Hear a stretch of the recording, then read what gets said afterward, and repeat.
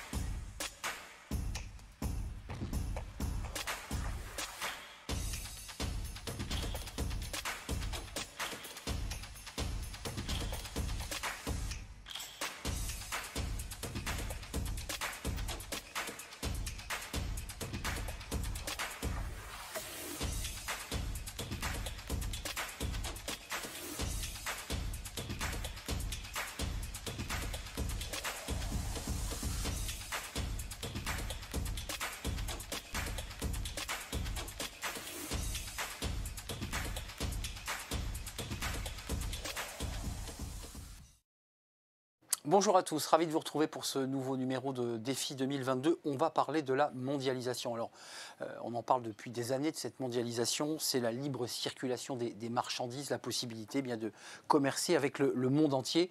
Mais on reviendra évidemment avec mes invités sur cette guerre, cette invasion russe en Ukraine qui provoque un choc sur les prix, sur les matières premières, évidemment, sur l'essence. On reviendra évidemment sur ce choc qui nous touche, qui va nous frapper, nous, Français et Européens. Est-ce que la mondialisation est remise en question? On posera la question à mes invités. Faut-il parler déjà de relocalisation de nos industries? On en parlait déjà bien avant la crise ukrainienne. Faut-il accélérer? Faut-il aussi travailler sur notre souveraineté énergétique? C'est des sujets évidemment fondamentaux et on va en parler avec mes invités. Vous connaissez la formule de Défi 2022. Des invités, un sondage, le sondage Kantar avec moi, Emmanuel Rivière. Bonjour Emmanuel. Bonjour. Directeur Kantar Public Monde. Quelque chose comme ça. Quelque chose comme ça? Oui. C'est ça, c'est pas le bon titre. Directeur des études internationales de Kantar Public Monde. J'étais Monde. Voilà, j'avais rajouté Monde. Monde, c'est bien. C'était pas mal. Ce sondage exclusif, très intéressant sur le rapport des Français à la mondialisation, avec des questions qui leur ont été posées sur l'Ukraine justement et sur les conséquences de cette guerre en Ukraine. On va vous entendre dans quelques instants. Mes invités sont avec moi. Honneur aux femmes, Christina Pequiti, merci d'être avec nous. Vous êtes économiste, conseillère au commerce extérieur. Vous enseignez l'économie internationale. On reviendra évidemment sur tous les sujets que j'évoquais et sur les angoisses aussi des Français sur cette guerre et sur peut-être une remise en question de la mondialisation. À vos côtés, Jean-Pierre Raffarin, merci d'avoir répondu à notre invitation. Ancien Premier ministre, peut-être qu'on parlera de la Chine, puisque cette question-là, elle taraude aussi les Français. On parlera de la Russie, on parlera de l'Ukraine, mais on parlera peut-être de la position de la Chine, de ses industries aussi. Je rappelle que vous avez annoncé officiellement votre soutien à Emmanuel Macron. C'était il y a quelques jours. Vous êtes bien informé. Mais je suis extrêmement bien informé et on vous remercie d'avoir répondu à notre invitation. Gilles Attaf est avec nous. Bonjour Gilles. Bonjour. PDG de Belleville Manufacture. Vous êtes le président d'Origine France Garantie.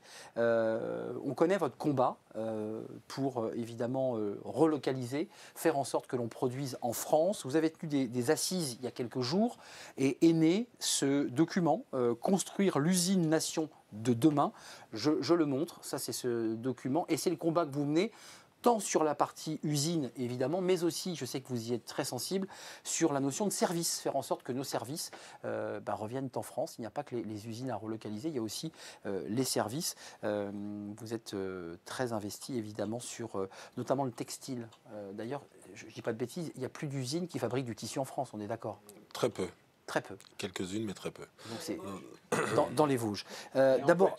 Et en Poitou. Dans le nord de Sèvres. En tout cas, pour faire des costumes, vous confirmez qu'on n'a pas de tissu en France pour faire ces costumes. Absolument. Quelques mots tout de même, et puis je vous l'indique, au milieu de notre émission, on nous rejoindra Éric Revel, le directeur de la publication de la revue L'Hémicycle, dont vous allez voir la couverture de ce nouveau numéro. Il nous rejoindra pour évidemment nous faire partager son point de vue. Voilà la couve de L'Hémicycle, média politique, la contre-addiction, avec des personnages très en couleur, mais qui sont, pour un certain nombre d'entre eux, des candidats à l'élection présidentielle. Je dis pour un certain nombre, parce que certains n'ont pas pu avoir les 500 signatures. Avant de commencer à débattre de cette question de la mondialisation, qui est un vieux sujet, mais qui tout d'un coup prend une autre lumière à l'aune de la crise ukrainienne, quelques mots, Emmanuel, sur ce sondage. Il est exclusif pour Epoca, l'Hémicycle. Qu'est-ce qu'il en sort ? Il y a quand même un regard très, très négatif à l'égard de cette mondialisation. Il y a un regard très négatif et qui est évidemment important, parce que si toutes les présidentielles posent un peu implicitement la question de la place de la France dans le monde, celle-là la pose très explicitement. Et le premier constat, c'est que cette place, elle est très questionnée évidemment par la question de la crise en Ukraine, mais on verra que la crise Covid continue à avoir marqué les esprits, à avoir notamment marqué les difficultés que l'on avait à avoir des productions essentielles qui n'étaient plus chez nous. Il y a un regard sur la mondialisation qui est négatif, mais c'est cet angle-là d'ailleurs qui est négatif, parce que finalement, libre-échange, beaucoup moins. Donc il y a quand même des nuances à apporter. Puis une des questions à laquelle doit répondre le sondage, c'est quelle solution, et est-ce que le Made in France, par exemple, peut être une solution, quelles en sont les conditions de réussite. Puis une des questions à laquelle, évidemment, on n'a pas résisté, puisqu'on le fait à chaque fois, d'avoir l'éclairage, c'est qui pour apporter les solutions dans les 5 années qui viennent. Évidemment, l'ensemble des candidats alignés, on le verra évidemment au cours de notre émission. Jean-Pierre Raffarin, vous êtes un libéral, enfin historiquement, j'accepte. Vous portez cette idée. La question qu'on se pose ce soir, pour vraiment rentrer dans l'actualité, il y a un débat d'actualité qui a démarré depuis quelques jours, et ça touche directement la question de la mondialisation. Leroy Merlin, Auchan, doivent-ils tirer le rideau? Doivent-ils faire comme l'ont fait des entreprises anglo-saxonnes, dire bah non, on revient en France et on tire le rideau? Quel est votre point de vue? Mon point de vue de libéral, c'est que c'est aux entreprises de prendre leurs décisions. Je pense que ce qui est de l'intérêt de l'État direct et des services de l'État, c'est naturellement la cohérence avec la politique étrangère du pays qu'il faut viser. Pour ce qui est du reste, laissons l'éthique des entrepreneurs. Ils ont une éthique, ils ne sont pas arrivés là par hasard, ils ont une connaissance d'un certain nombre de choses. Il n'y a pas un patriotisme supérieur Moi, je me méfie de tout ça, parce que, vous savez, la politique, ça bouge aussi. Et puis, quand vous avez construit quelque chose et que vous déconstruisez, vous ne repartez pas le lendemain matin. Donc la politique, elle, le lendemain matin, repart. Et des opposants, à un moment ou à un autre, peuvent trouver une nouvelle donne. Donc je trouve que les entrepreneurs ont leur responsabilité. Aujourd'hui, on parle toujours d'impact, de la responsabilité ESG des entreprises, on parle de la valeur de l'entrepreneur. La raison d'être. Pour moi, l'entrepreneur, il doit assumer son éthique d'entrepreneur, c'est-à-dire l'impact visé d'un certain nombre de choses. Donc il faut qu'il apprécie, l'entrepreneur, s'il doit partir ou rester. Je pense que dans un système qui se veut libéral et démocrate libéral, il faut laisser les entrepreneurs libres, quitte à les juger après, discuter avec eux, mais laissons-les libres, assumer la responsabilité. C'est encore le meilleur levier du développement, la responsabilité, vous savez. On l'a vu avec Michelin, par exemple, la difficulté d'approvisionnement pour les pneus. Les chaînes de pneus de Michelin se sont arrêtées parce qu'on avait besoin d'un produit particulier qui était fait dans des usines particulières en Ukraine.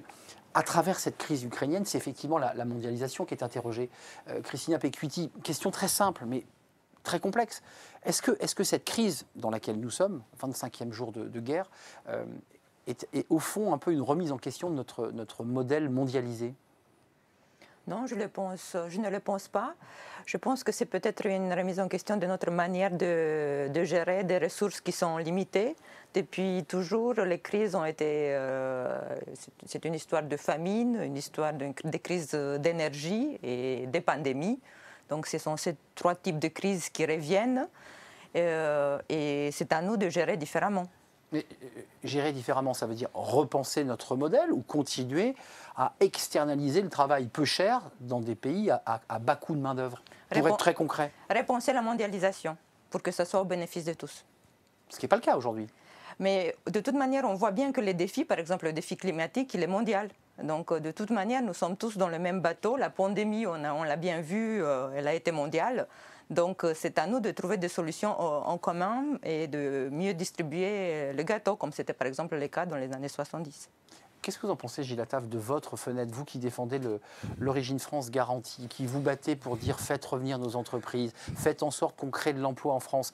Est-ce que vous dites de cette crise terrible, dont d'ailleurs on ne connaît pas l'aboutissement, pour être très honnête, il faut en tirer, en profiter, en faire une opportunité, faire en sorte que nos entreprises reviennent, qu'on puisse fabriquer ici. Vous y croyez? Vous vous battez pour ça? On se bat tous les jours pour faire revenir nos entreprises, pour les réindustrialiser. Vous savez, on parle quand même on est dans un pays où on nous a dit pendant des décennies que l'atelier du monde serait en Chine et que la France serait un pays de tertiaire.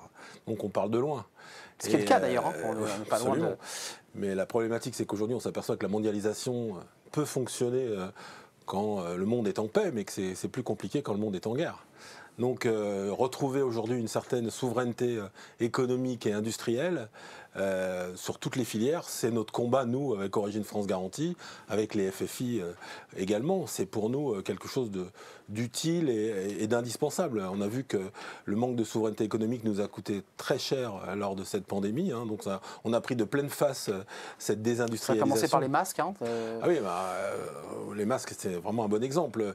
Quelles sont les filières stratégiques?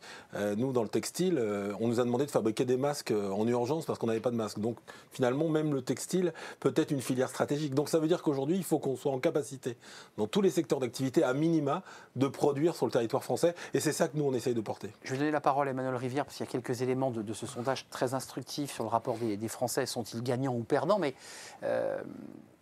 j'entends une économiste qui dit que ça ne remet pas en question la mondialisation, mais néanmoins, certains grands groupes disent, attendez, il faut réinventer notre sourcing, il faut peut-être commencer à réfléchir à sourcer localement. Enfin, il y a quand même une remise en question, d'autant si cette guerre continue à durer, et on nous annonce une guerre longue, un conflit long.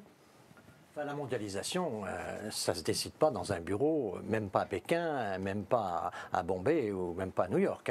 C'est un système aujourd'hui d'influence très complexe qui fait qu'il y a eu une étape où la mondialisation était au fond la libre-échange, la coopération. À l'issue de la Seconde Guerre mondiale, on a créé une sorte de consensus mondial qui s'appelait le consensus de Washington, qui était au fond la performance économique, et on a construit un libre-échange sur la performance économique qui était une sorte de consensus extrêmement puissant, mais qui n'était pas partagé par les sociétés civiles. Et aujourd'hui, c'est pour ça que dans la mondialisation, bien sûr, on ne peut pas avoir un jugement positif aujourd'hui avec l'Ukraine, avec la guerre froide qui est enclenchée avec la Chine et les États-Unis. Dans cette période, on peut pas, les Français ne peuvent pas donner un sentiment positif sur la mondialisation dans ce contexte. Mais il y a un fait nouveau qui est quand même un porteur d'espoir. Ce fait nouveau, c'est qu'il y a un objet politique qui existe maintenant, qui n'existait pas quand moi j'étais jeune politique. C'est la planète. La planète et ce qui est en train de se passer avec l'accord de Paris, pour moi, je pense que l'accord de Paris, ça peut être le nouveau consensus après celui de Washington. Et là, parce que la planète, c'est une sorte d'humanisation de la mondialisation. Défendre la planète, c'est défendre l'humanité. Et donc, on est, je crois, si on travaille bien les choses, puisqu'au fond, sur ce sujet du changement climatique et de la planétisation des consciences, le discours de Biden quand il signe l'accord de Paris, ou plus exactement quand il revient après que Trump soit parti, ou le discours de Xi Jinping sont assez voisins. Et vous voyez là, les sociétés civiles, et notamment les jeunes, qu'ils soient à Bangalore, qu'ils soient à Shanghai, qu'ils soient à Chasseneuil-du-Poitou, ils pensent tous que la planète, c'est le combat commun. Donc la mondialisation, elle est en train d'évoluer. Peut-être qu'il lui fallait un sens nouveau, une direction politique, et que peut-être que la planétisation, c'est une bonne direction. Je veux simplement dire à monsieur, et je trouve très intéressant son combat, et j'ai été dans ma jeunesse ministre des PME, et j'étais très confiant dans ce genre d'action. Il faut bien partir de la lucidité de départ. Pourquoi les entreprises sont parties? Oui. Parce que les Français, d'élection en élection, ont choisi le temps plutôt que l'argent. Ils ont voulu la retraite à 60 ans. Ils ont voulu les 35 heures. Ils ont voulu tout un certain nombre d'aménagements, un modèle social qu'on ne finance plus avec des marges à 3-5%. Et si les entreprises sont parties en grande partie, c'est parce qu'elles n'avaient pas le modèle social de le niveau de leur marge. Et aujourd'hui, regardez notre industrie. Elle existe, l'industrie, mais elle a complètement changé. C'est des marges énormes, que ce soit Hermès, que ce soit LVMH, que ce soit Sanofi, ou de la haute que ce soit technologie L'Oréal. industrielle. On travaille avec des marges. Et où sont les marchés de marge? Aujourd'hui, ils sont en Asie. Et donc, c'est pour ça qu'on a besoin aussi de bien mesurer qu'on ne peut pas tout conquérir facilement. Il faut que le modèle économique et social français soit adapté si on veut que la relocalisation... Donc réformer, Jean-Pierre Raffarin. Donc réformer, si on veut que la relocalisation soit positive. On a bien vu que les Français ont découvert que les questions de souveraineté, parce qu'on n'avait pas de paracétamol en période de crise. On se dit, le paracétamol, c'est en Chine. Donc je pense qu'il est très important de réfléchir. J'aurais espéré que François Bayrou et que le comité au plan, là, tout ça, travaille sur ces questions. Quelles sont les priorités? Vous avez parlé de filières stratégiques. Quelles sont les priorités? De notre stratégie nationale. J'ai entendu le président de la République dire un jour, je veux de l'acier parce que je veux faire des voitures et je veux qu'on fasse des avions. Quelles sont nos priorités nationales? La souveraineté nationale, la souveraineté européenne, parce qu'on voit bien que Thierry Breton travaille sur ces questions, sur les questions de transition écologique, sur les questions de révolution digitale, d'avoir une stratégie européenne. Et puis, il y a la souveraineté contractuelle qu'on peut imaginer, par exemple, avec un certain nombre de pays qui ont des conditions de production adaptées. Par exemple, je prends cet exemple, mais la Tunisie, elle pourrait aussi produire du paracétamol et on pourrait avoir des accords contractuels qui pourraient nous aider aussi. Donc on peut aussi faire du développement sur ces questions. Donc je pense qu'il est très important de donner un sens à la mondialisation et de la lucidité sur la question de la souveraineté pour qu'on adapte notre modèle et qu'on le rend plus favorable à l'industrie, plus favorable aux PME, moins de financiarisation, mais aussi plus de marge. Emmanuel, le choc ukrainien, quelques mots pour tirer la quintessence, la substantifique moelle de ce sondage, parce que les Français, évidemment, ont quelques inquiétudes. Ils étaient déjà assez frileux à l'égard de la mondialisation avant, et là, la crise accentue finalement cette angoisse. Quelques mots et quelques chiffres. Oui.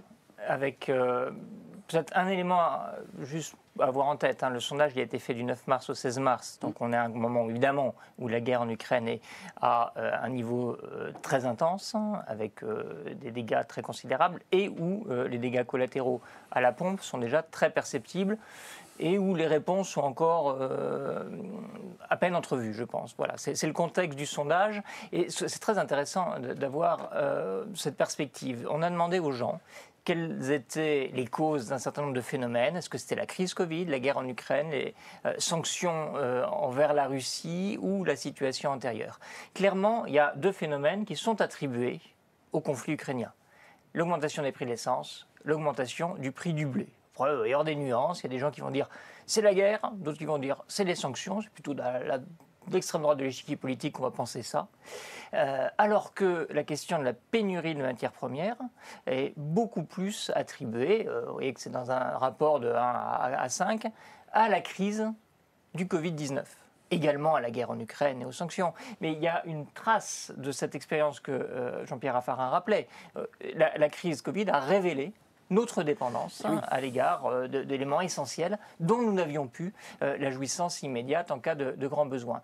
Mais tout cela s'inscrit dans un contexte où, en revanche, quand il s'agit de la baisse du pouvoir d'achat des Français, on a le sentiment que c'était hérité d'une beaucoup plus large antériorité. Le pouvoir d'achat, c'est vraiment l'élément oui, mais le problème, c'est que c'est endémique. C'est l'élément endémique, le contexte dans lequel s'inscrit une guerre et une crise qui ont aggravé très ponctuellement des pouvoirs d'achat sur certains points. Cela étant, pour apporter, je pense, de l'eau à votre moulin, au moins sur l'idée qu'il y a des choses à expliquer. Ce que j'esquissais tout à l'heure, la question, les questions très sous-jacentes de la mondialisation, le libre-échange, et même le libéralisme ne sont pas rejetés par les Français. Et même que le libre-échange faisait partie. On a testé comme ça une dizaine de propositions au Conseil politique. Le libre-échange fait partie de ceux qui sont les plus soutenus par 58% des Français. Le libéralisme, c'est un peu plus nuancé, mais enfin, quand même plus de gens qui aiment que de gens qui n'aiment pas. Il y a le protectionnisme qui fait partie des concepts qui recueillent une majorité relative d'avis favorables. On commence quand même à avoir là un quart des gens qui disent je ne sais pas trop, je ne sais pas quoi en penser. C'est aussi un des éléments. Il y a à expliquer, il y a à mettre tout cela en débat. Et quant à la mondialisation, alors certes, 26 contre 51, deux fois plus d'avis négatifs. Mais, là où il y a une petite nuance, c'est que le très négatif n'est pas si massif que ça. Si vous voulez avoir une idée de ce que donnent des avis très négatifs, j'ai mis la décroissance, là vous avez un tiers d'avis très négatifs. C'est un peu plus balancé sur la mondialisation. Et puis il y a effectivement cette petite proportion des Français, un quart, qui en a un avis positif. Voilà les éléments de contexte que je vous proposais de poser là pour relancer le débat. Gilles Attaf, et encore une fois, de l'endroit où vous vous situez, côté entreprise, vous fabriquez des vêtements en France, dans une usine, je ne l'ai pas précisé, à Limoges. C'est un sujet très important pour vous. Vous auriez pu, depuis 20 ans, externaliser votre production dans d'autres pays à bas coût. Et vous êtes resté en France, il faut le préciser. Puis j'interrogerai évidemment Christina Pecuiti. Mais qu'est-ce que vous en pensez, vous, de la mondialisation ? Écoutez, comme je disais tout à l'heure, je voulais rebondir sur ce que disait M. Raffarin, hein, sur la capacité que les entreprises ont besoin de faire de la marge pour vivre et pour participer au modèle social français. Mais quand on voit qu'aujourd'hui, l'industrie représente 12 à 13% à peu près du PIB, sous votre contrôle, mais je crois que c'est à peu près ça en France, et qu'on voit qu'aujourd'hui, les territoires ont été totalement abandonnés de friches industrielles et qu'on se plaint que l'ascenseur social ne fonctionne plus, on peut quand même se poser des questions sur cette mondialisation qui nous a été imposée depuis 40 ans. Le sujet aujourd'hui, c'est aussi de retrouver de l'énergie dans les régions, dans les territoires, et que le fait de redonner aussi l'usine, la place, hein, vous savez, vous avez été très, très, très gentil de citer construire l'usine nation de demain. Je pense que le sujet, c'est de relancer cette idée qu'on doit à minima produire sur le territoire français et que le consommateur doit faire ses choix en toute transparence, qu'il ne soit pas obligé d'acheter des produits qui sont délocalisés. Après, c'est un choix. On a la chance aujourd'hui, en plus d'avoir cette dynamique sur, effectivement, et là vous avez tout à fait raison, sur l'impact écologique. Hein. On voit que la mondialisation, c'est quand même l'explosion de l'empreinte carbone. Donc moi, j'ai toujours tendance à dire, par provocation, que nous, on se bat depuis 20, 30 ans sur le modèle social de la réindustrialisation, mais aujourd'hui, il y a une convergence des luttes avec l'écologie. Hein, c'est un peu ça, aujourd'hui, le sujet. C'est qu'en fait, quand on produit en France, finalement, c'est du circuit court, et le circuit court, c'est vertueux. Ça ne fait pas 10 000 km pour arriver dans l'usine. Hein, quand un jean il fait 8000 km à minima pour être dans... Voilà, aujourd'hui on est en capacité de fabriquer des jeans en France. Hein. Donc je pense que c'est intéressant de se reposer une question sur le modèle. De toute façon, le consommateur a envie de consommer moins mais mieux des produits de qualité. Hein. Ça aussi, c'est nous, on le ressent au niveau des consommateurs. Donc je pense qu'il faut revoir un petit peu tout ce modèle qu'on nous a imposé depuis longtemps. Christina Pecuiti, on l'entend dans la voix d'Emmanuel Rivière, il n'y a pas de remise en question, je dirais, du libéralisme et de ce modèle dans lequel on vit finalement, auquel les citoyens se sont largement accommodés. Ils s'en servent d'ailleurs, ils achètent des produits, ils consomment. Néanmoins, il y a une question qui est devant nous là, dans les mois qui viennent. Alors, les beaux jours arrivent, les oiseaux chantent, mais un jour la neige va retomber, l'hiver arrivera et il faudra chauffer. Et certains disent, mais il faut accélérer notre indépendance énergétique. Et on en revient évidemment aux positions de Jean-Pierre Raffarin sur le climat. Qu'est-ce que dit l'économiste ? Parce qu'on a un plan de relance avec des milliards. Est-ce qu'il faut, et je pose la même question qu'à Gilles Attaf, utiliser cette crise terrible que nous traversons comme une opportunité pour mettre des panneaux solaires, pour mettre des éoliennes, même si elles ne plaisent pas à tous les Français ? Est-ce qu'on est capable d'assurer une forme de souveraineté énergétique ? Il faut dire déjà que la Commission européenne a relevé ce défi avec le plan Next Generation, où effectivement la majorité est sur cette transition énergétique. Les banques sont en mesure de financer cette transition puisque la réglementation qui a été mise en place après 2008 est suffisamment efficace pour qu'on ait les réserves pour. Donc on a pu aider les économies lors de la traversée de la pandémie et on a les moyens de financer cette transition écologique.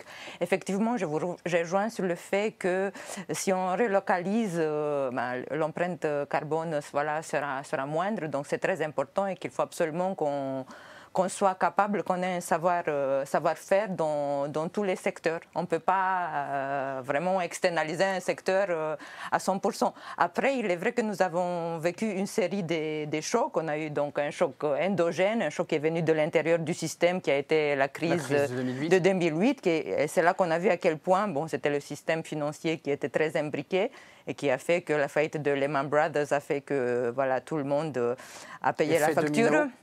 Voilà, après, on a eu deux chocs exogènes, donc la pandémie et la guerre. il est sûr que voilà, tout le système économique a été mis à l'épreuve, mais en fait, ça ne fait qu'accélérer la nécessité d'aller vers la transition énergétique et d'innover, c'est-à-dire que nous continuons. Je parlais de souveraineté, Christina. L'idée, c'est qu'à un moment donné, les Allemands se posent cette question, et ça a été d'ailleurs les négociations de ces derniers jours, garder le tuyau de gaz pour continuer à chauffer des peuples, parce que c'est de ça dont il est question. On en est capable. C'est parce qu'on a pris du retard en termes d'innovation. Parce qu'on vit toujours sur les découvertes de la révolution industrielle qui commence à dater. Là, il nous faut vraiment une révolution écologique. Et il faut vraiment...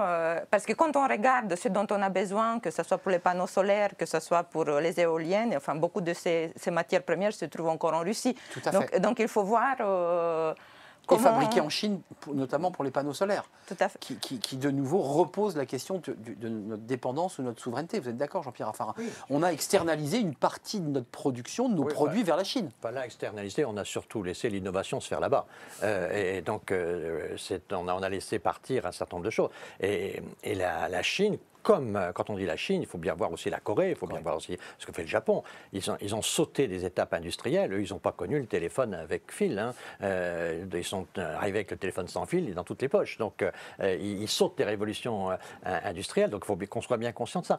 Mais quand on parle de mondialisation, il faut bien voir qu'il n'y a pas un décideur de la mondialisation. Il y a éventuellement une gouvernance de la mondialisation. Encore faut-il que les grands qui pèsent sur les marchés. Et là se pose la question de l'Europe. Parce que les grands acteurs ont fait l'OMC. Mais le jour où M. Trump décide que les arbitres américains ne viennent plus siéger aux réunions de l'OMC, on n'a plus de réglementation de la mondialisation.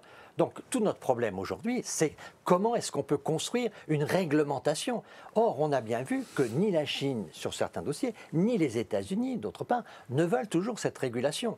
Donc, si on ne va pas, et là c'est la seule voie d'avenir pour nous, c'est l'Europe. Si on ne fait pas un rapport de force, nous sommes pris en tenaille entre des Américains qui, aujourd'hui, nous font l'extraterritorialité des lois, nous piquent nos contrats australiens, etc. Les Chinois qui ouvrent le robinet de leur marché au fur et à mesure de nos décisions politiques favorables ou défavorables. Donc on est pris dans cette tenaille. Et là, c'est un problème de rapport de force. Parce que la mondialisation, c'est de la politique à un moment. C'est comment est-ce qu'on gouverne ça? Comment est-ce qu'on met des règles? Comment est-ce qu'on fait en sorte que le système soit organisé? Et ça ne peut se faire non pas par des mots très sympathiques, mais par un rapport de force. Et c'est pour ça que je crois que sur la question de l'industrie notamment, le partenariat franco-allemand est très important.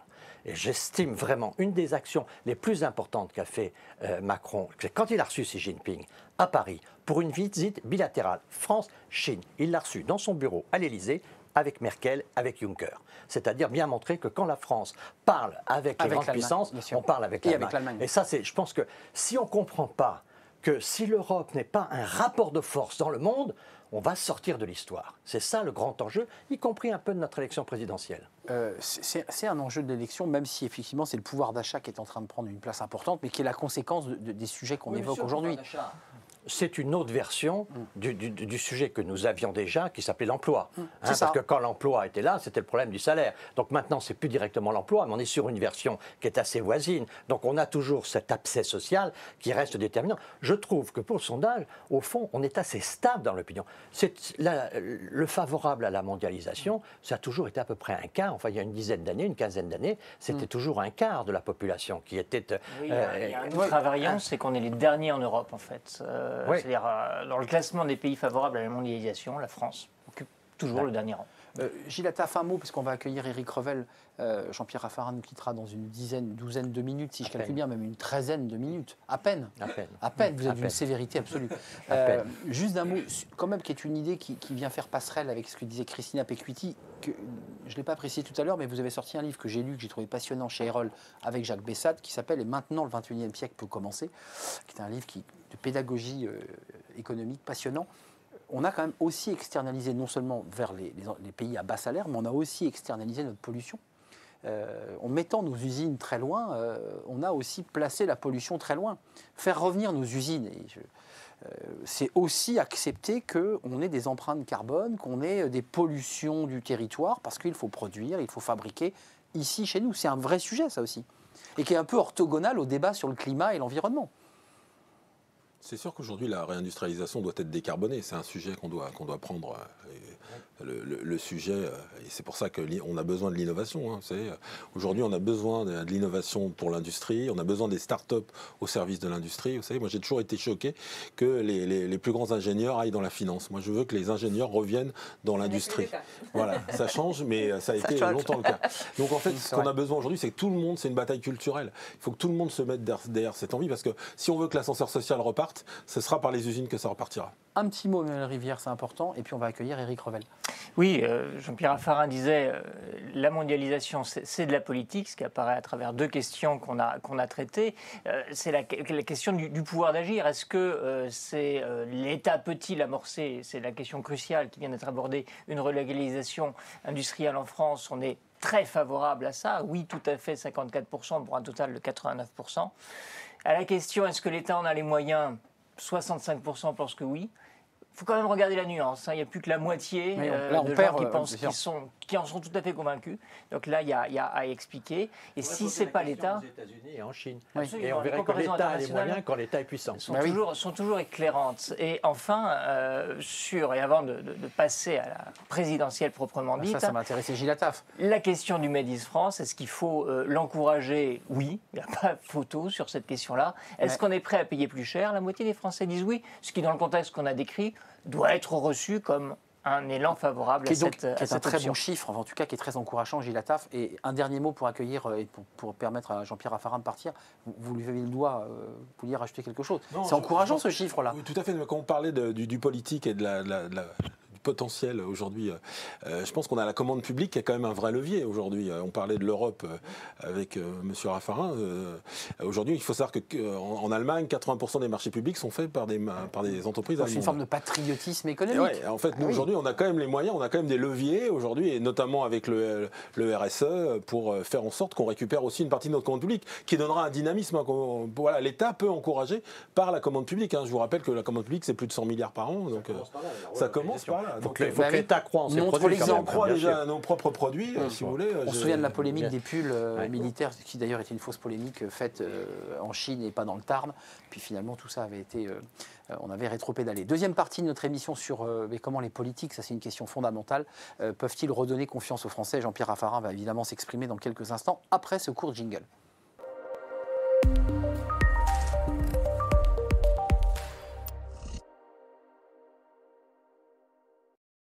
Emmanuel, c'est la partie politique. J'accueille Éric Revel. C'est toujours un plaisir de vous accueillir, cher Éric. Vous êtes le directeur de publication de la revue L'Hémicycle. Bonjour Éric, merci d'être avec nous. Comme froid dans le sud.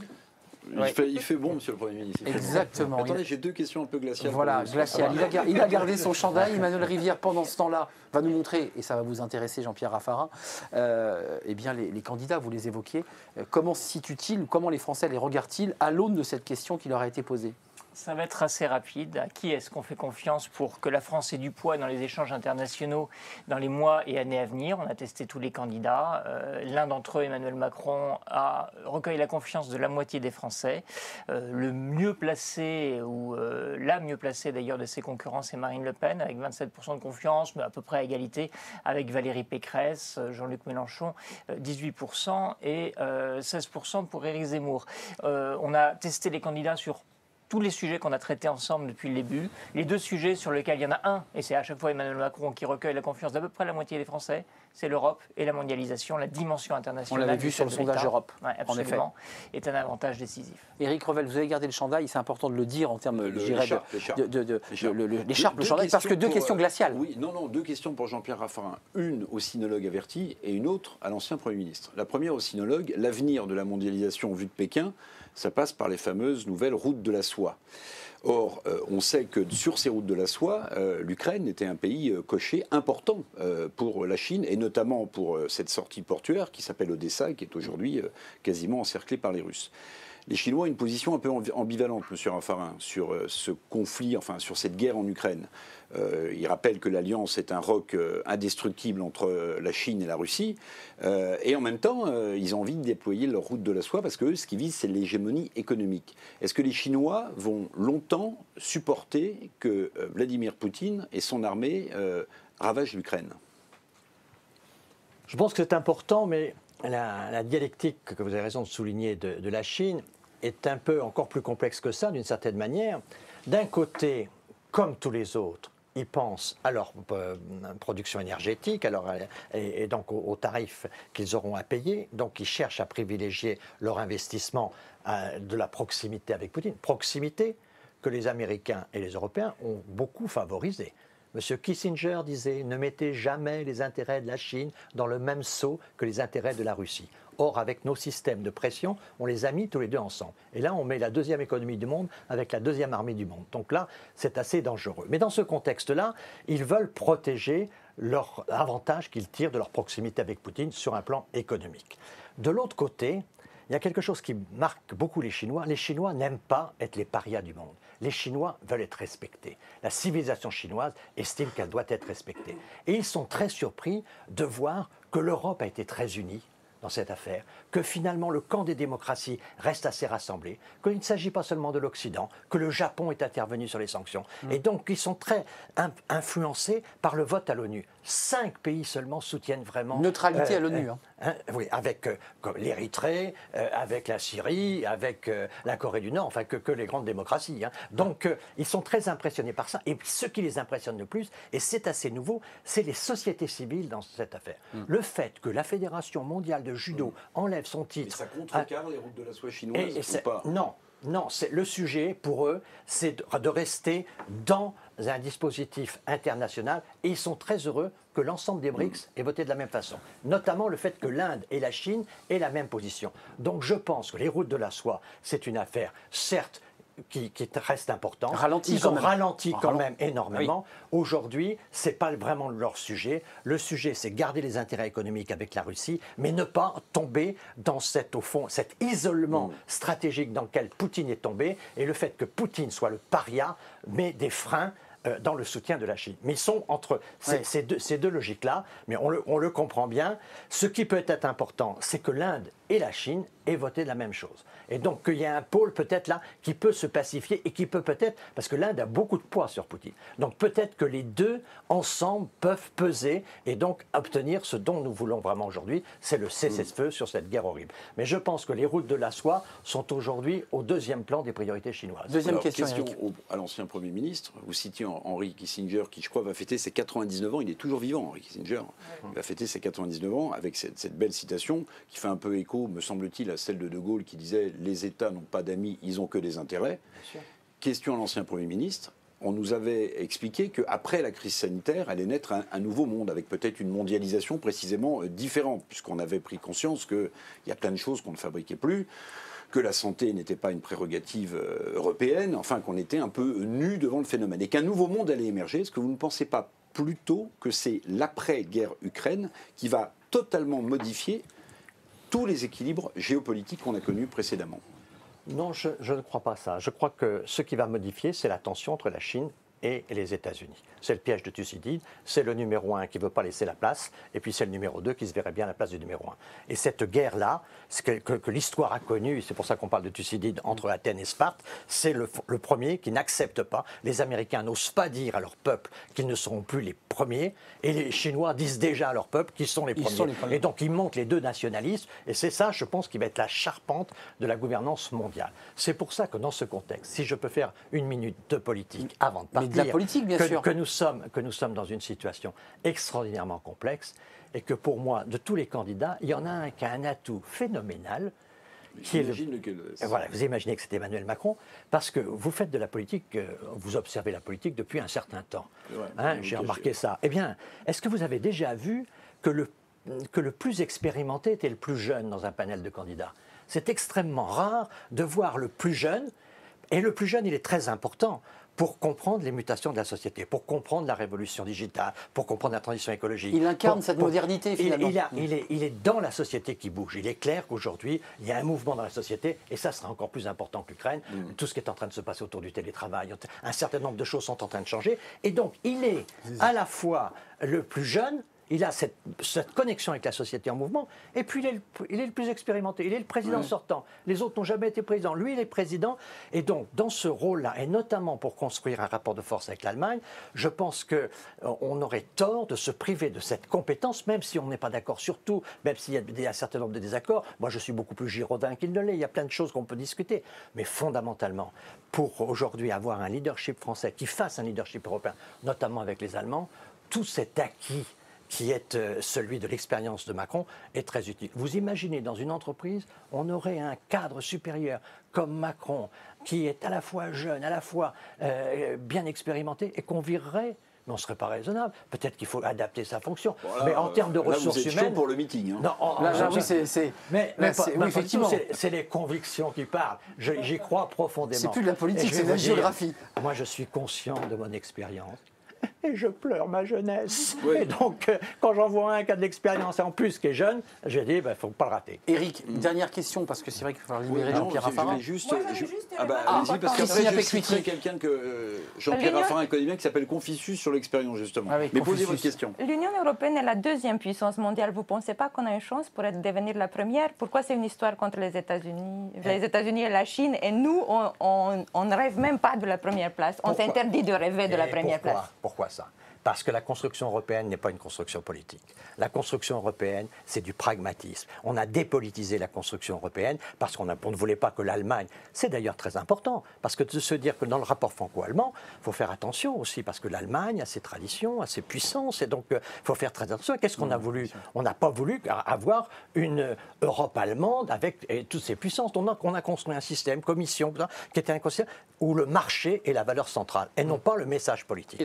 Et aujourd'hui, on voit un retour des nations, on voit que ce virus qui ne respectait pas les frontières, on a lutté contre lui État par État, avec chacun notre programme, on est complètement éclaté. Alors qu'en 2008, avec Sarko, on avait quand même fait le G20, il y avait eu une réaction multinationale, multilatérale. Là, on a plutôt un retour du national. Et on voit bien, et en fait, dans le retour du national, lisons bien ce que ça veut dire le retour du politique. Jean-Pierre Raffarin, je ne veux pas que vous partiez avant que je vous ai posé cette question. Marine Le Pen, votre question ne vous engage que vous. C'est une question qui était excellente, pourtant. Oui, j'en suis convaincu. Le Pen, parmi ses candidats, elle arrive en deuxième position, et l'un de ses combats, c'est le locavore. Consommer local, fabriquer local. C'est un sujet, ça. Vous êtes dans une zone agricole. Le local est un sujet, Madame Le Pen n'en est pas un. N'en est pas un. Je vous quitte parce que je suis obligé de partir. Vraiment, merci. Je prie tous ceux qui nous regardent de m'excuser, mais c'est vraiment une contrainte impossible que je ne pouvais pas Nous vous saluons, dépasser. nous vous remercions. Madame le professeur, vos élèves à l'ESCP ont beaucoup de chance. Merci Jean-Pierre Raffarin. En direct toujours, on vit ça en live et c'est toujours très sympa le live. Gilles Attaf, peut-être une réaction à ce que vous venez d'entendre. J'évoquais Marine Le Pen parce que c'est quand même l'enjeu, c'est un de ses enjeux, hein, l'artisanat, fabriqué en France, et se battre sur le plan agricole pour que nos productions soient localisées, les locavores notamment. Qu'est-ce que ça vous inspire ? Moi, ce que ça m'inspire, c'est qu'encore une fois, il faut qu'on soit tous avec la même vision. C'est-à-dire que tant qu'on n'arrivera pas à être tous ensemble pour cette formidable cause qui est, pour moi, le consommer local, la réindustrialisation, on n'y arrivera pas. Il faut que tous les acteurs aient la même vision. Donc c'est un problème politique, mais dans le sens noble du terme. Je ne veux pas vous mettre en porte-à-faux, mais 51%, c'est le chiffre du sondage accordé par les Français, interrogés par Kantar, en disant Emmanuel Macron à 51%, c'est celui qui peut gérer, incarner le mieux cette question de la mondialisation. Ça vous évoque quoi ? Est-ce que sur les 5 ans qu'il a fait, là, vous qui dirigez Origine France Garantie, sans vous mettre en porte-à-faux, vous dites qu'il a fait le boulot, on a bien avancé? Moi, je suis très content surtout qu'il ait changé un peu sa vision. Moi, j'ai connu Emmanuel Macron candidat et qui était plutôt sur la Startup Nation. C'est ça. Et donc aujourd'hui, qu'il ait pris conscience que effectivement, on a besoin d'industrie, on a besoin de relocaliser, on a besoin des régions, on a besoin des territoires, et que effectivement, il faut qu'on mette le paquet sur ce sujet. Je suis très content. Rappelons l'épisode des Gilets jaunes, puisque c'était aussi l'incarnation d'une souffrance de Français qui, Manuel Rivière, je parle sous votre contrôle, mais qui considéraient qu'ils étaient dans des zones exclues, oubliées. Considéraient qu'ils n'étaient pas considérés. Considérés. Ça, c'est une vraie question quand même qui est posée et qui fait écho d'ailleurs au débat de la mondialisation. cette question. On a perdu notre boulot, les usines ont fermé et puis on s'est retrouvé ici sur le carreau. Éric, je sais pas. Oui, mais alors c'est dommage que Jean-Pierre Raffarin soit parti parce que évidemment il fallait quand même lui faire remarquer une chose, c'est que les pouvoirs publics, mais non, mais il le sait, j'en ai discuté plus d'une fois avec lui, c'est que les politiques publiques en France ont leur grosse part de responsabilité dans ce qui nous est arrivé. Est-ce que vous vous souvenez, je ne vais pas citer son nom, mais peut-être que vous l'aurez en tête, un grand patron d'Alcatel Finissant, d'ailleurs voilà encore une entreprise qui a disparu.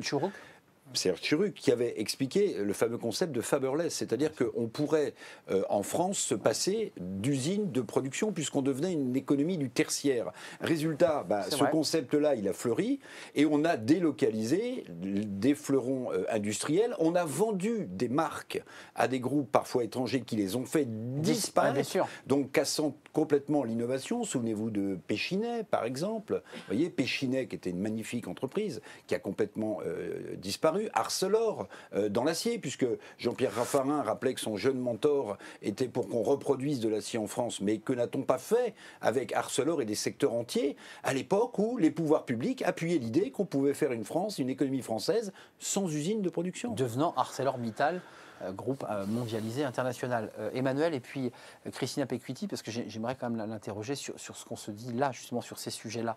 Vous vouliez rajouter quelque chose, Emmanuel? Je voulais illustrer ce que disait Éric dans sa grande sagesse avec les éléments de perception de la mondialisation, lesquels on s'est efforcé de creuser, puisque c'est aussi ça la vocation des sondages qu'on fait ensemble, c'est de comprendre, avec effectivement le grief principal autour de la désindustrialisation, qui est le reproche qui est fait par les 3/4 des Français à la mondialisation.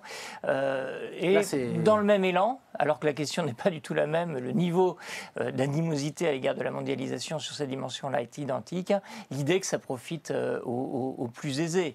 Et donc c'est bien la notion effectivement de perte, la double perte. Se sentir perdant pour certains et sentir la perte de ce que l'on a laissé échapper. Il faut distinguer en fonction de ceux qui sont interrogés de leurs niveaux sociaux, il faut quand même le préciser, puisque qu'on soit cadre ou chef d'entreprise, on n'a pas le même regard sur la mondialisation, qu'on soit un habitant d'une grande agglomération, on n'a pas le même regard que lorsqu'on habite dans des zones rurales. Enfin, vous confirmez, le sondage le dit. Hein. Bien sûr, il y a ce sentiment-là, et aggravé par le fait que, pour finir là-dessus, avant d'entendre vos réactions, voilà, par ailleurs, la mondialisation pourrait avoir des vertus, garantir la paix, la paix par le commerce. Effectivement, là, la démonstration récente, je pense qu'on n'aurait pas eu le même résultat.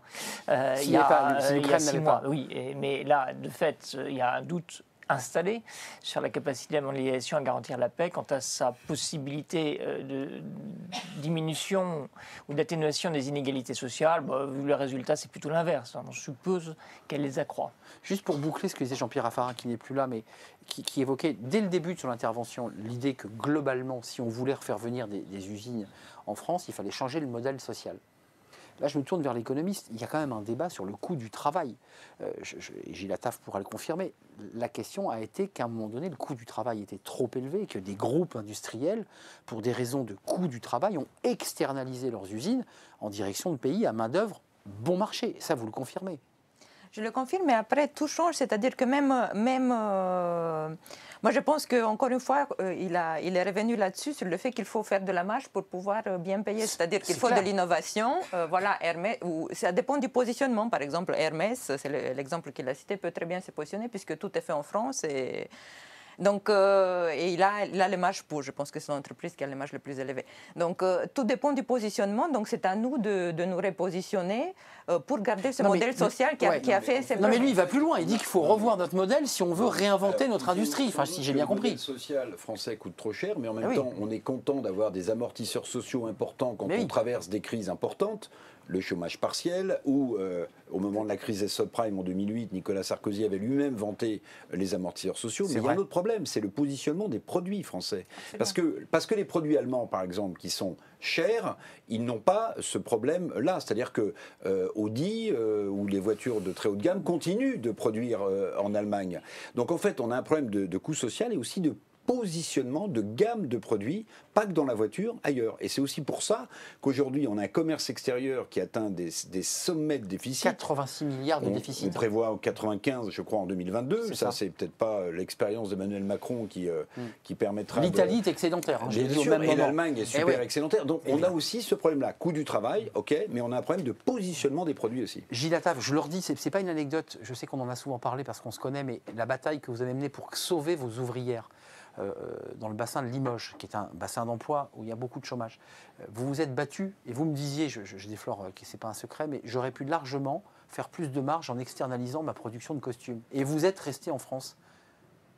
Oui, alors c'est un sujet... Non, mais c'est un sujet qui vous est, qui est ancré en vous. Oui, oui, bien sûr, c'est chevillé au corps même, je dirais. Mais si vous voulez, je pense qu'aujourd'hui, il faut se poser les bonnes questions. Pourquoi aujourd'hui on est entrepreneur? Pourquoi on a envie de produire? Effectivement, M. Revel parlait du modèle social français.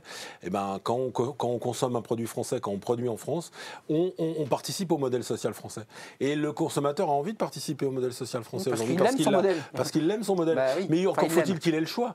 Et aujourd'hui, c'est une vraie question. Aujourd'hui, on n'avait plus le choix. Le consommateur avait plus le choix. Et quand je vois cette balance commerciale ultra déficitaire et qu'à côté, on parle de croissance, faisant de la croissance sur une balance commerciale déficitaire, il y a des fois où il faut peut-être se poser les bonnes questions. Donc, on a la chance, je pense, en ce moment, d'être sur une dynamique avec la baisse des impôts de production. C'est pas le seul sujet sur lequel il faut travailler. Il faut travailler sur l'innovation. Il faut aussi travailler sur... Nous, on a fait des propositions avec le rapport, je me permets de rappeler l'usine Nation. Voilà, par exemple, réfléchir peut-être les subventions sur tout ce qui est crédit impôt recherche sur des produits qui sont réellement fabriqués en France, parce que si on fait juste de l'innovation mais qu'après c'est fabriqué dans des pays à bas coût, ça sert pas à grand chose et pourtant c'est l'État qui subventionne. Donc voilà, ces sujets-là, c'est pour ça que c'est une bataille culturelle et que je pense qu'il faut que tout le monde le prenne en main. Éric Revel, c'est que si vous avez un déficit commercial ultra déficitaire, ce qui est le cas de la France, et que vous avez un taux de croissance, bon, il était spectaculaire avant, mais ça ne compensait finalement que la récession qu'on avait connue en 2020. Tous les économistes le savent. Ça veut dire que vous importez des produits. C'est ça que ça veut dire. Vous importez des produits. Alors, c'est vieux, et c'est pour ça que les pouvoirs politiques ont leur responsabilité, quelle que soit la couleur des gouvernements. Parce que je vous rappelle, il y a neuf que ce qu'on a oublié, mais Michel Jobert, quand il était ministre du Commerce extérieur, il avait voulu stopper les magnétoscopes qu'on importait de Japon. Vous vous souvenez de cette histoire? Et les taxer. Bon, donc c'est pas d'hier en fait qu'on a ce problème de production. Mais dans les politiques publiques, il a cité François Bayrou, qui est le haut commissaire au plan. Bah, on se demande ce que fait le maire de Pau de temps en temps. On attend. Je dis pas qu'il faut l'ardente obligation. Je dis pas qu'il faut l'ardente obligation du plan à la De Gaulle, quoique, mais on attend des stratégies claires. Il n'y en a pas, à mon sens, pour l'instant en France. En fait, c'est Talleyrand qui disait que l'essentiel, ce n'est pas de dépenser peu, mais de gagner beaucoup. Et on est tout à fait là. Il disait aussi que les mécontents sont des pauvres qui réfléchissent. Donc on peut appliquer ça. C'est dans le souper. C'est tout à fait. Voilà, donc c'est à Fouquet. À Fouquet, exactement.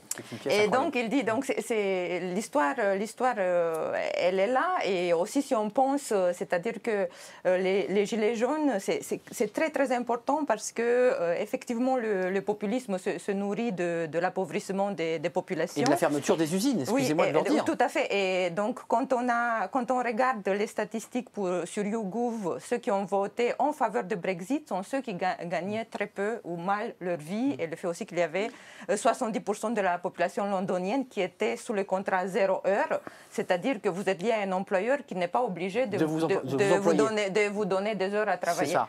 Et donc c'est pour ça que le système social est aussi une protection contre les extrêmes. Et moi je pense qu'il faut vraiment absolument les garder. D'autre part, excusez-moi, j'insiste. Oui. Jean-Pierre Raffarin dit qu'il faut toucher notre modèle pour permettre un juste équilibre. Tout le monde dit que ce modèle est formidable, mais tout le monde le critique par ailleurs. L'école est défaillante, la formation est défaillante. Beaucoup de chefs d'entreprise disent, moi j'ai des collaborateurs qui arrivent, qui font des fautes d'orthographe, qui ne savent pas s'exprimer à l'oral. Et ce sont nos impôts. L'éducation, ce sont nos impôts. On le repense, ce modèle, ou pas? On rebâtit le modèle à l'aune de cette crise qui nous attend, énergétique, augmentation du prix du blé, donc du pain, des matières premières, des aliments. Est-ce qu'on repense ce modèle? Est-ce que notre modèle économique sur lequel on vit depuis presque 50 ans est en train de vriller en ce moment? Je pense que le modèle, tout ce qui est sécurité sociale, bien sûr, doit rester tel qu'il est dans tout ce qui est protection sociale et santé. Parce qu'on a bien vu le fait qu'on a essayé de réduire les investissements dans les hôpitaux. C'est ce qui a fait que la pandémie a eu une telle amplitude, parce qu'on a réduit le nombre de lits à partir de 2008. C'est un peu les hôpitaux qui ont payé la facture de la crise aussi. Et on a vu le résultat, parce qu'en fait, on confinait à chaque fois que effectivement, les hôpitaux étaient pleins. Les hôpitaux étaient pleins. Et il faut voir que tout ce qui est santé, donc ça, on n'y touche pas. Ça, on n'y touche pas, parce qu'une population qui a une bonne santé, c'est très bien pour la productivité, c'est très bien pour tout. C'est vrai.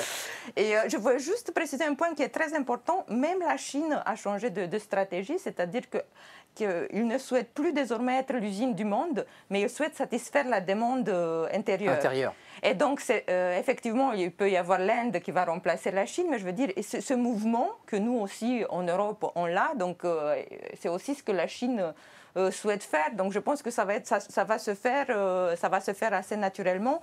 Maintenant, comme on l'a dit, il faut vraiment la taille critique pour avoir le pouvoir de négociation dont parlait M. Raffarin. Donc, on peut effectivement négocier qu'à 27. C'est quelque chose qu'on voit avec le Royaume-Uni.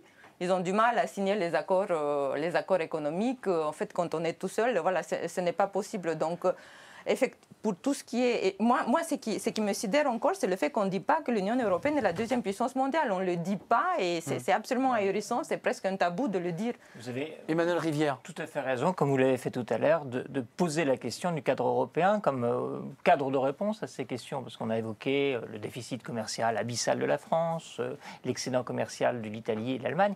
L'Union européenne, en tant qu'entité, a un commerce extérieur excédentaire. Donc c'est là où on a sans doute des solutions à trouver. Et un des points parmi les résultats que j'ai en réserve pour vous, il y a probablement cette question-là dont le résultat était pour moi le plus sujet à interrogation.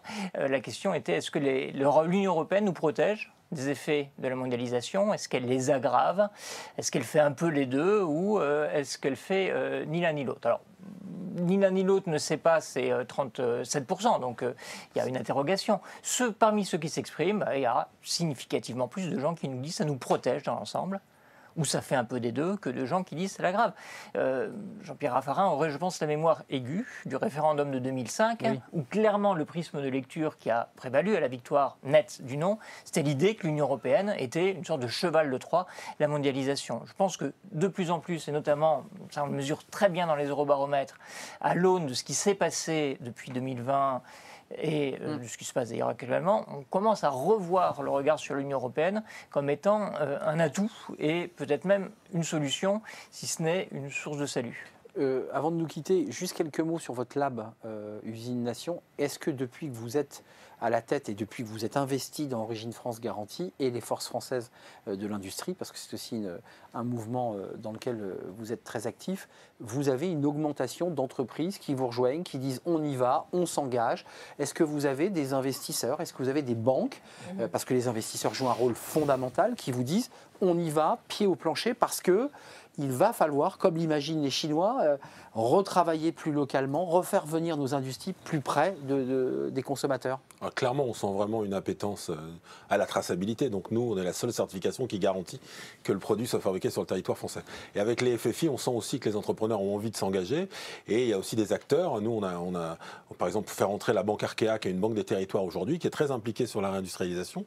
C'est une banque qui est devenue partenaire des forces françaises de l'industrie. Et on sent qu'il y a vraiment une appétence dans les régions. C'est là où ça se passe, et dans les territoires. On sent que c'est par là que ça passera. Et on a effectivement, avec notre lab, fait des propositions, beaucoup de propositions aux candidats à la présidentielle la semaine dernière aux assises du produire en France à Bordeaux, où on leur a demandé de se positionner sur 21 propositions, que ce soit sur la commande publique, sur la baisse de la TVA sur les produits fabriqués en France, par exemple. C'est des leviers que nous, on a identifiés avec des économistes, des experts, des chefs d'entreprise. Et on sent vraiment aujourd'hui qu'il y a une vraie dynamique. Nous, on a de plus en plus de demandes demandes de certification, parce que le consommateur aussi a envie d'être rassuré quand il achète un produit, parce que on utilise beaucoup l'image de la marque France. Vous parliez du luxe tout à l'heure. Le luxe, c'est pas toujours très vertueux sur le fait qu'il utilise réellement la production française. Certains oui, mais d'autres un peu moins. Oui, Hermès, il n'y a pas de sujet, bien sûr. Au contraire, c'est plutôt une bonne image. Mais voilà, je pense qu'on a besoin aujourd'hui d'être rassuré, et le consommateur a besoin d'être rassuré. Et Origine France Garantie, c'est un bon moyen de rassurer le consommateur. Allez-y, Christina. Je pensais juste à l'histoire de la famille Renoir, parce que le père de Renoir, le peintre, est venu à Paris parce que son usine a fermé à Limoges. Voilà, donc c'est quand il est venu à Paris, donc le peintre, vous le connaissez. Et puis voilà, par la suite, il y a eu Jean Renoir, le cinéaste, qui lui, il est allé en Californie. Donc, pour vous dire que depuis toujours, il y a des histoires qui... Christina, j'en perds mon crayon. Je voudrais juste que vous répondiez simplement à ma question. J'ai essayé de vous la poser. Est-ce que vous êtes inquiète? Vous êtes une économiste, vous êtes conseillère au commerce extérieur. Est-ce que la situation dans laquelle nous sommes, et qui vient faire écho de manière globale à ces questions de mondialisation, est-ce que vous dites, oui, dans les mois qui viennent, il y a des zones de turbulence qui nous attendent? Moi, je suis pas inquiète, parce que je pense qu'au niveau de la Commission européenne, ce sera très, très bien géré, et au niveau des États européens aussi. Donc, je suis très confiante. Après, et c'était de toute manière un défi qu'on devait relever, c'est-à-dire que depuis l'occupation de la Crimée, voilà, c'était quelque chose qui devait se passer. Chronique d'une guerre annoncée. C'était tout à fait, en plus c'est ce qu'il disait tout à fait, donc oui. On était un peu naïfs par rapport à cette relation avec la Russie, et finalement un clash. Alors il y avait déjà, en fait tout était fait pour déstabiliser les démocraties. Donc au moins, il n'y a plus cette naïveté. Après, on a un problème qui n'est pas de moindre, celui de l'énergie. Mais l'Europe a toujours réussi à s'en sortir, et c'est toujours dans l'adversité qu'on innove. Et une baisse de pouvoir d'achat, pour faire la liaison avec l'émission suivante, qui sera la dernière émission de Défi 2022, qui traitera du pouvoir d'achat, et qui sera évidemment, de nouveau, fera écho à la crise ukrainienne, parce que là, les Français qui nous regardent et qui suivront l'émission s'interrogent dès ce soir sur mes fins de mois, le montant de ma facture énergétique, et tous ces sujets du quotidien qui sont dans la campagne. Ouais, un petit bémol quand même sur l'optimisme de madame, c'est que il y a une crise de l'énergie, il y a une crise aussi du blé et des céréales, et il y a un paquet de pays pour lesquels ça peut être un véritable souci. Tout à fait. Et on craint des émeutes de la faim. Avec ce que ça veut dire de changement de pouvoir localement, si vous avez des émeutes, en général, le printemps arabe, c'était ça. Voilà. Voire sur les flux d'immigration également. Donc c'est pas si simple que ça. Et puis je rappelle juste pour ceux qui s'intéressent que demain, Volodymyr Zelensky s'adresse à l'Assemblée nationale française. À 15h. Il fait un tour total, lui. Hein. Il est présent partout. C'est ça, effectivement. Il a parlé au Parlement italien, aux députés italiens. À la Knesset, à l'Italie aujourd'hui, au Congrès. Et la France pourra... C'était un vrai plaisir de partager ce moment avec vous. Jean-Pierre Raffarin nous a quittés un petit peu trop tôt pour son rendez-vous. Merci à Christina Pecuiti. Je rappelle votre livre « Maintenant, le 21e siècle peut commencer ». Alors, vous ne l'aviez pas écrit au début de la guerre en Ukraine. Vous l'aviez écrit bien avant avec Jacques Bessade. Il est sorti chez Erol. Lisez ce livre, c'est un livre passionnant. Construire l'usine-nation de demain, ça, c'est les propositions. C'est tout chaud. Hein. Ça, c'est l'Origine France Garantie, avec des propositions concrètes menées par vos équipes et par Gilles Attaf.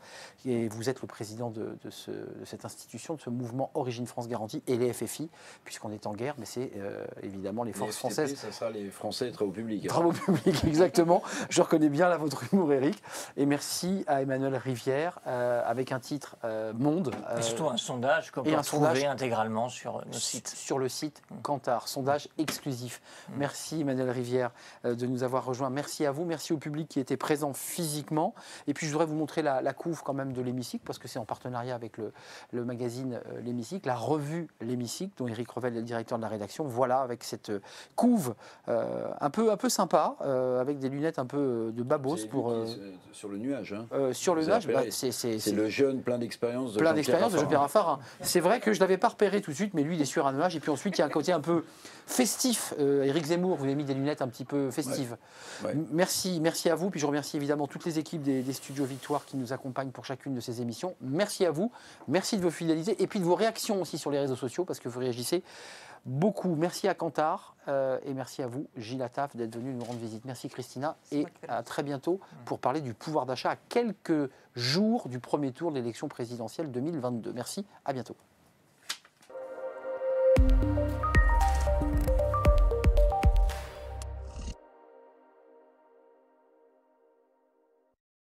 Défi 2022 en partenariat avec la revue L'Hémicycle, l'agence Epoca et l'Institut Kantar. Un débat et un sondage exclusif pour décrypter les enjeux de l'élection présidentielle 2022. Ce mois-ci, nous parlons de pouvoir d'achat et d'emploi, l'un des thèmes de préoccupation majeure des Français durant cette campagne présidentielle.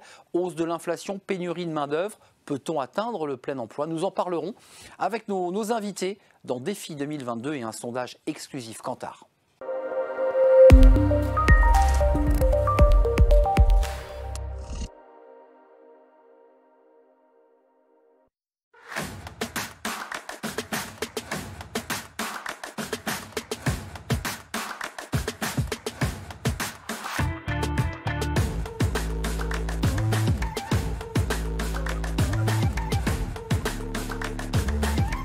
Bonjour à tous, soyez les bienvenus dans le studio Victoire qui nous accueille aujourd'hui.